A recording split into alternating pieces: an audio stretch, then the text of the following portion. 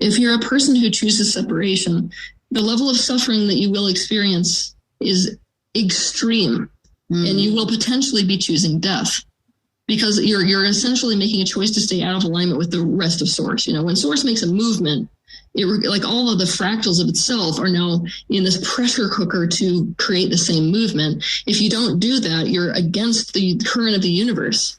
So that creates massive amounts of suffering. And if you don't close that gap quick enough, it means death, which is why we're headed towards this very difficult time period where so many people will be choosing off of Earth.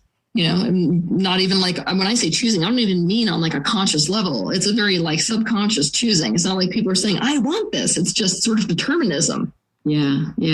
And the Source is in a position which everybody is when they're dealing with a genuine narcissist, which is like, I can do nothing with this. Like, you've decided for a bubble. Everything I tell you, you won't take in. You're going to reframe everything. So it's like you're having to essentially let them go so far off by themselves that eventually that state causes so much pain that they choose with their own free will to come back. You can't chase them anymore. It's almost like you have to give them permission to separate so far. This is becoming a more extreme version of the game. Yep. Okay, so let's talk about how this plays into the new Earth. If people are put in this pressure cooker and they choose, you know what, I'm sick of this safe separation. I'm sick of this crap. I'm sick of suffering.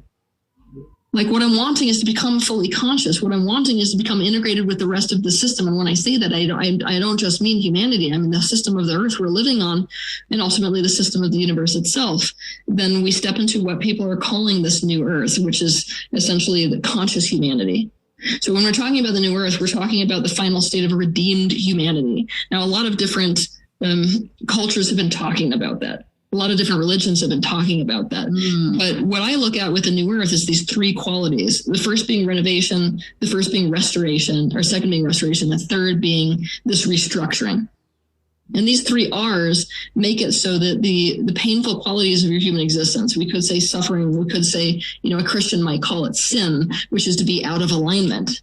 Sin was actually originally something that came from archery. Like, to sin is to miss the mark.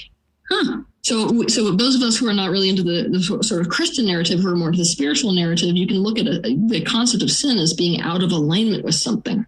So it's our capacities, our issue with being out of alignment with the greater system is something that does not exist in the state of the new Earth. So that's the absence of sin, the absence of suffering, and some even project the absence of death.